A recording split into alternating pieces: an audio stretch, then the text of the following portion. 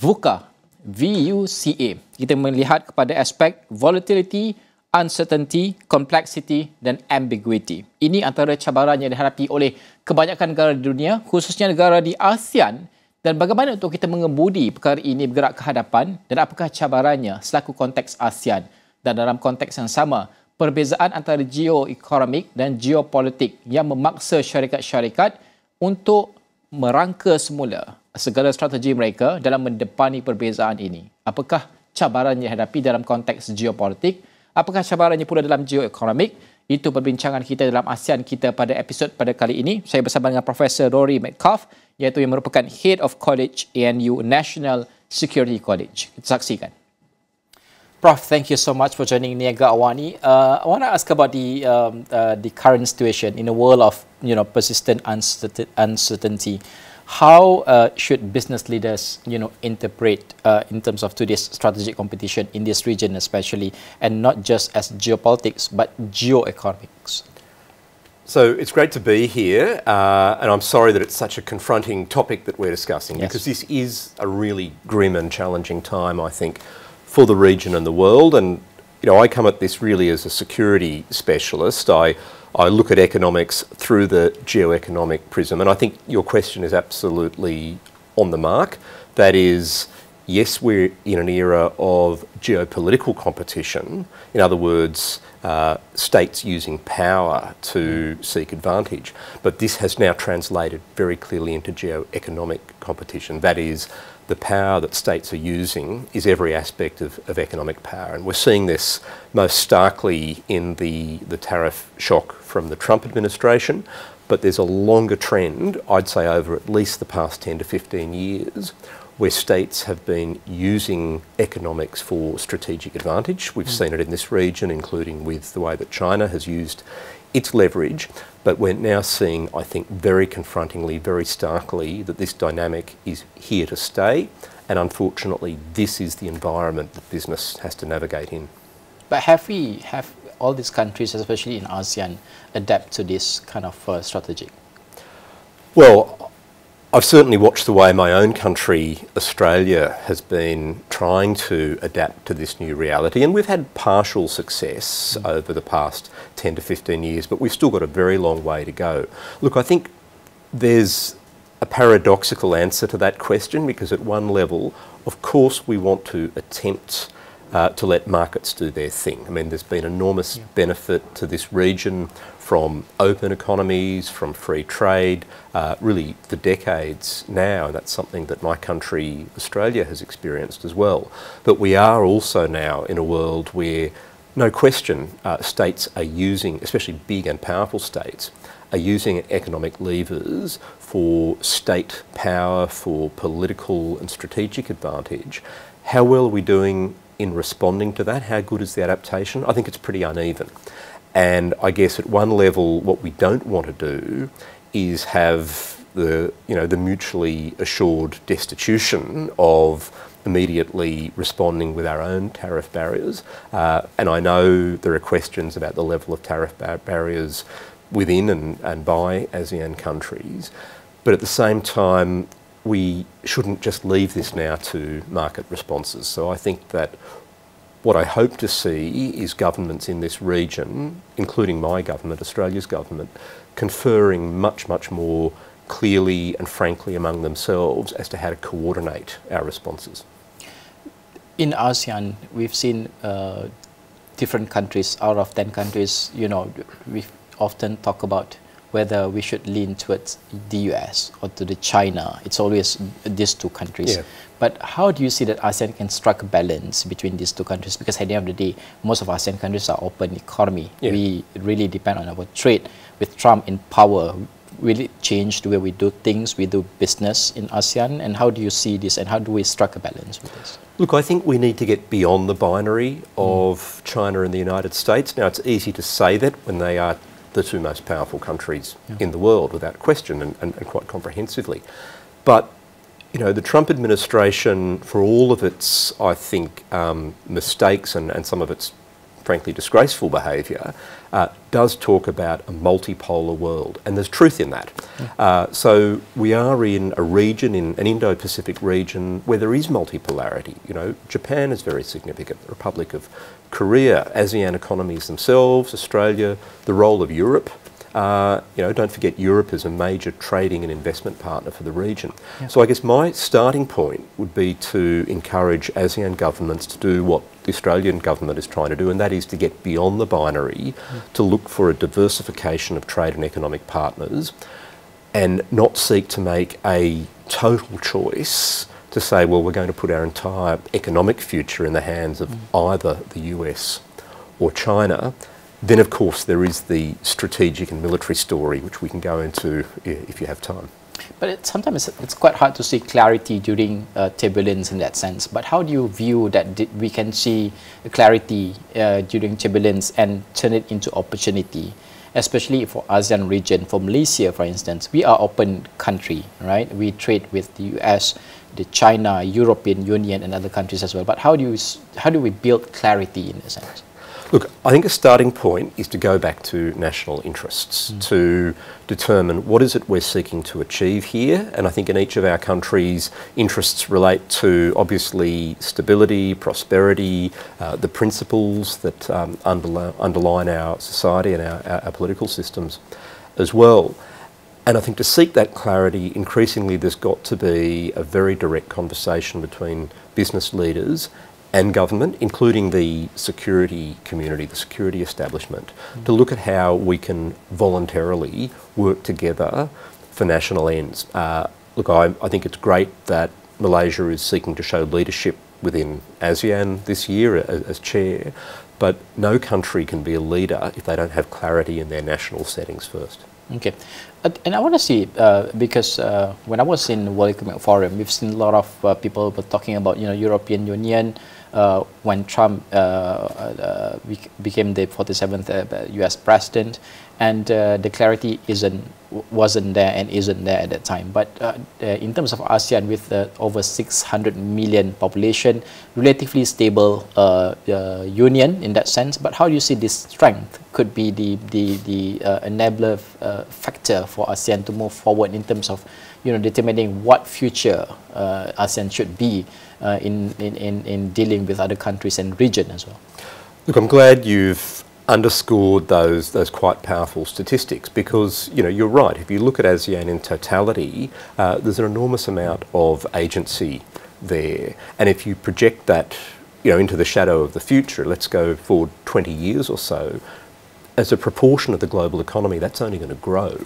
That's only going to be more important. And I think that if you look at that alongside others, and I would actually bring Europe into that picture to say, well, you know, there's another economic pole there that if they can coordinate, if they can get that act together, can actually have agency in protecting the principles like free trade that are under such threat.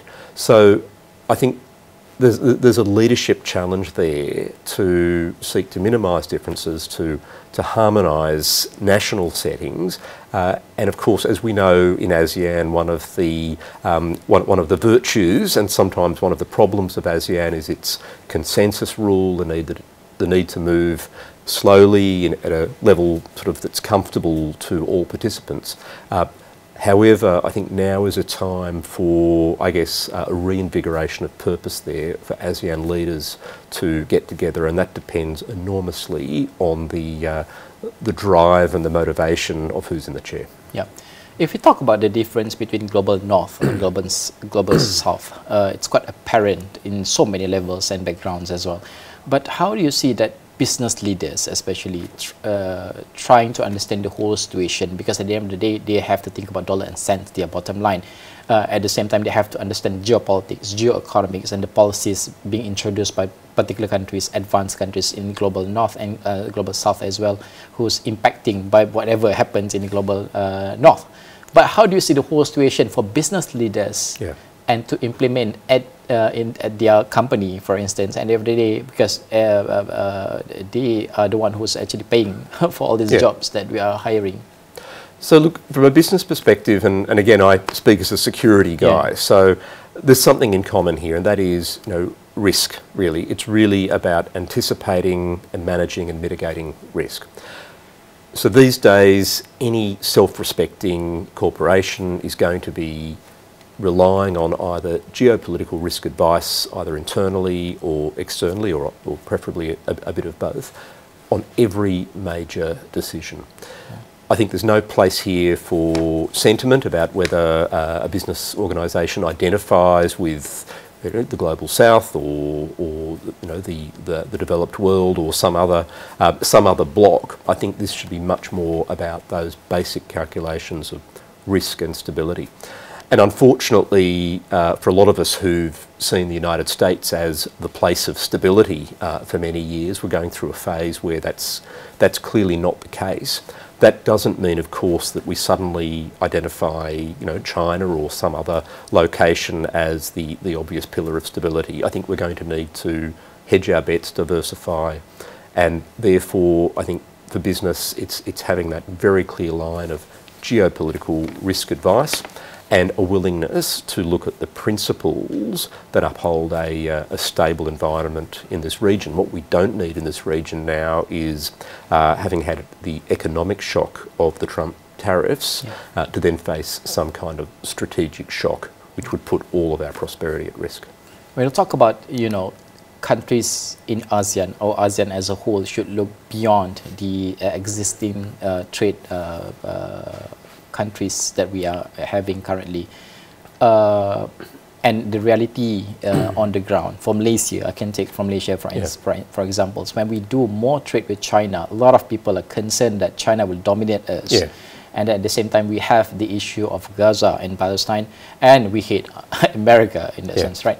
But how do we strike a balance? Because at the same time, we have the Indo-Pacific area as well. But how is the realistic, economic and also strategic partnership should be struck by ASEAN and Malaysia as the chair for ASEAN in terms of the balancing act?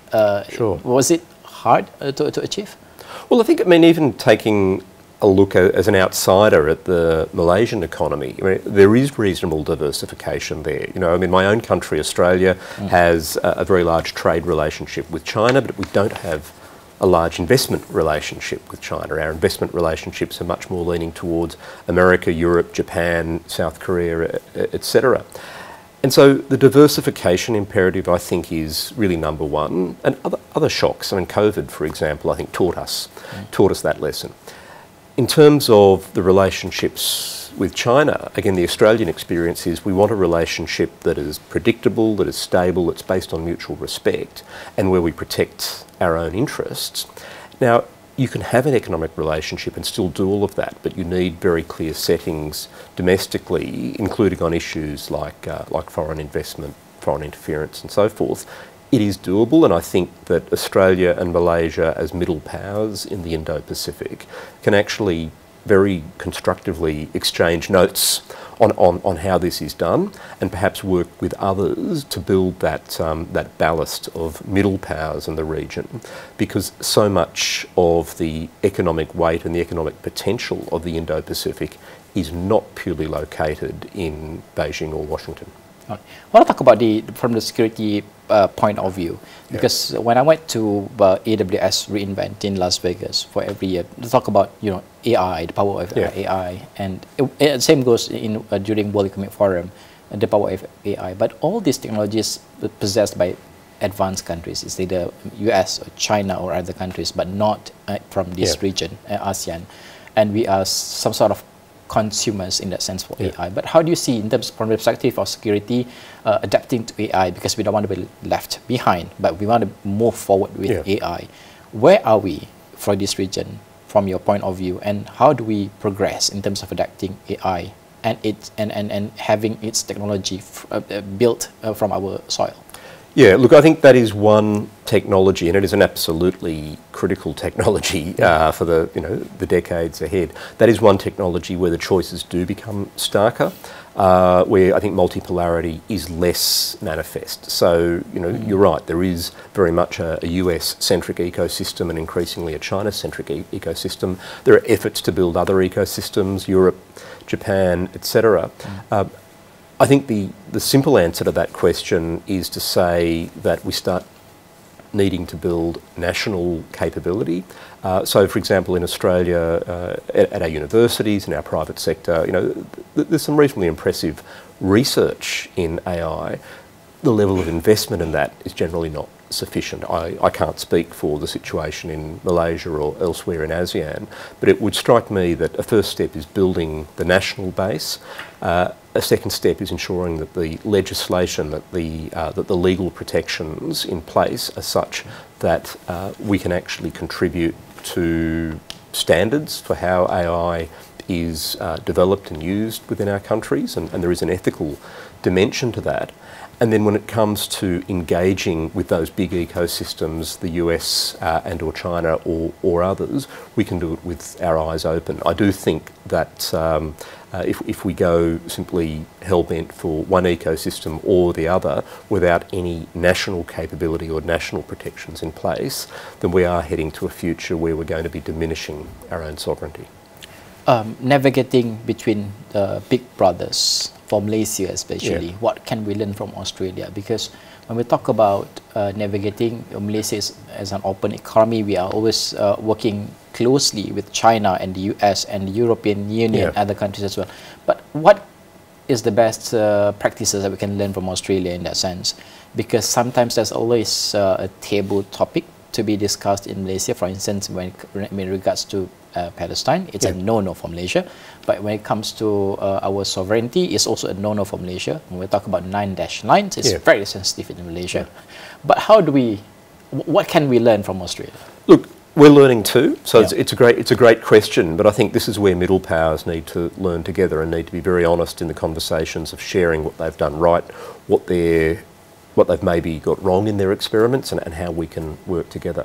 Look, I think from the Australian experience, there's obviously a perception that we've had this challenge over the years of engaging with the Indo-Pacific region while also being an ally of the United States.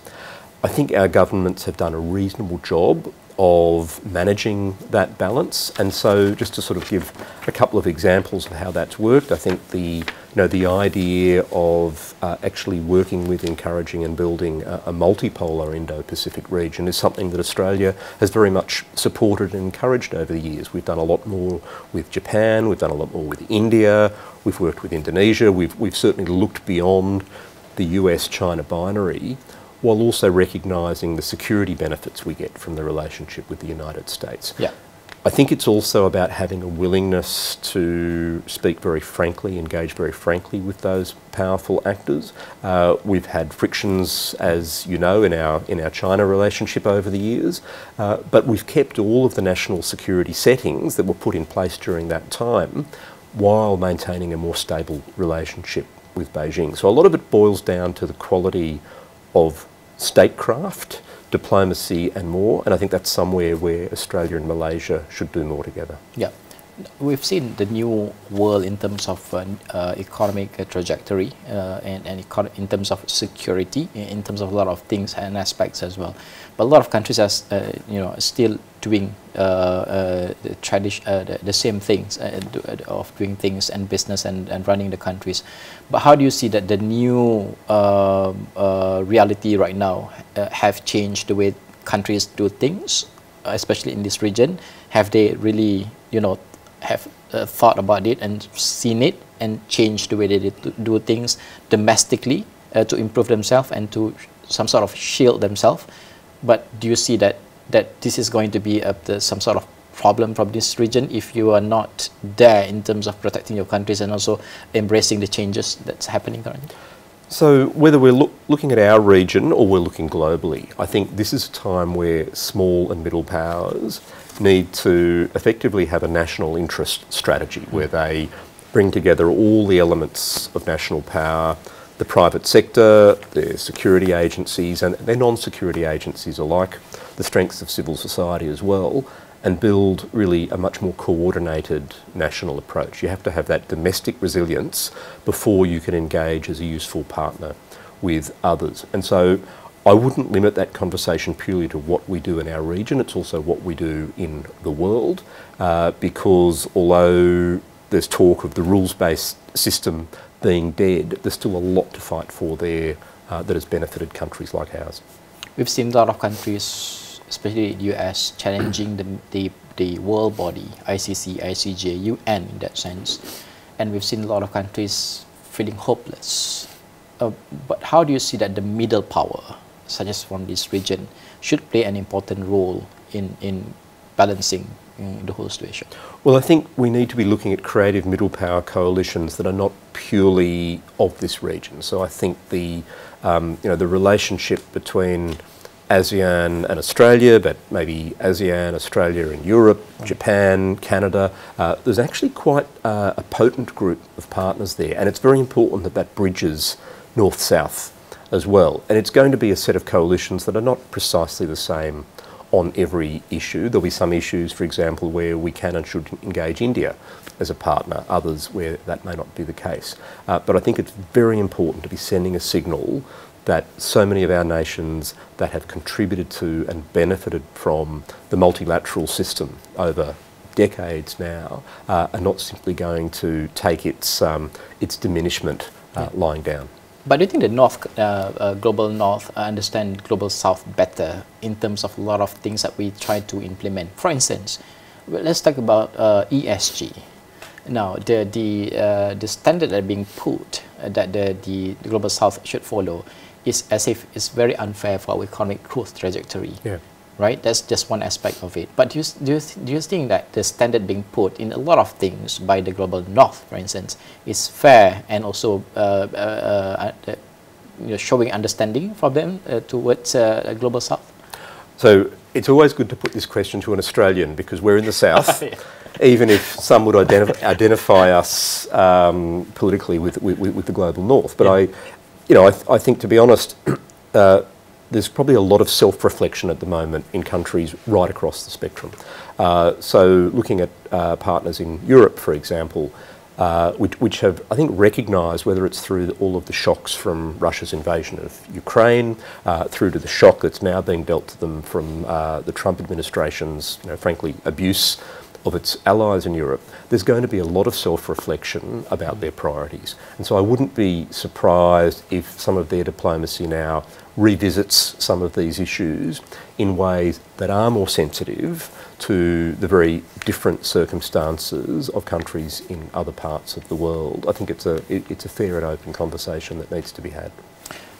I want to talk about war a little bit, because those days we talk about war and military base, even now.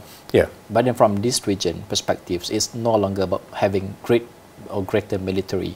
It's about having the influence in technology, for instance, in chip making, in semiconductor, for instance. But how do you see this new age of war, having the technology, semiconductor and all that, will give you more influence, and at the same time being more powerful in the supply chain for a smaller country like Malaysia? But how do you see the whole situation in terms of security as well? There are so many questions embedded in that. Look, I would say that some of the lessons that we've had, particularly of the Ukraine conflict in recent years, are that it is incredibly difficult for countries to wage war on their own. That they need that supporting, that enabling ecosystem. And even Russia, which seems such a formidable power in some ways, has ended up relying very heavily on China and others in its support for technology and logistics. I think when it comes to our region, to the Indo-Pacific region, when we think of the risks of conflict, and obviously the most pressing risk is the possibility of conflict across the Taiwan Strait, this is again true. I think even China, which has a view that somehow it could be an assertive military actor in a completely autarkic way, would very quickly find that if it came to a major conflict, there would be all sorts of economic dependencies that would come into play. And I think this is actually a very good argument against any country taking risk with armed conflict in our region, because the fundamental rupture to all of the economic supply chains of all of our countries would be quite immediate and quite devastating for all of our populations. Having said that, if we're looking to national defence, whether it's for Malaysia, whether it's for Australia, again, I think the view now is to look at how can we develop more capability domestically. We all, in my view, are going to see our countries increase defence spending as a proportion of GDP. We are, in my view, all going to see, I think, a much greater fusion of the military and civil infrastructure when we do that. But I don't think it's realistic for us to imagine that any of our countries can defend ourselves alone. How important it is to have the military influence in this region? For instance, when we talk about China, so we should have US influence in the region via Philippines or Singapore in that sense. But how important it is to strike a balance by having another superpower in this region, but at the same time having ASEAN countries' population who refused to be dictated by all these two major powers in this area. So, look, an ideal vision for this region, I think, ultimately is one where it's very clear to major powers that military aggression does not pay. And I think that's why, from a global perspective, I think one of the tragedies of the situation in Ukraine is that we've seen military aggression. But in this region, I think we have understandably wanted a balance. We've wanted, as the Australian Foreign Minister Penny Wong talks about, a strategic equilibrium where no country dominates and no country is dominated by others. That's much easier said than done. I think it is vastly preferable that the United States maintains a military presence in the region, but it does it in a way that is stabilising, not destabilising, and that goes, I think, in some ways to the quality of American diplomacy. I think at the same time it makes sense for, again, the small and middle powers to build up their own capability defensively so that increasingly, if there were circumstances where we moved closer to the brink of the kind of conflict that would disrupt our region, small and middle countries could protect themselves, could help to deter conflict, could help to respond if conflict were to erupt. And I think all of this comes with the aspiration that over time the major powers, and I think China in particular, will come to realise that making threats of conflict is not going to be good for really the well-being of their own development, their own population. Because I still have the hope that we can maintain equilibrium in this region for generations to come. My final questions. Please. Are we on the right track for this region in terms of embracing ourselves for geopolitical tension and uncertainty and geoeconomic uncertainty of the world? Are we on the right track in terms of working beyond the existing countries that we work currently and having more strategic partnerships and all that? So my advice, particularly to friends in ASEAN countries, would be, please don't be complacent. I think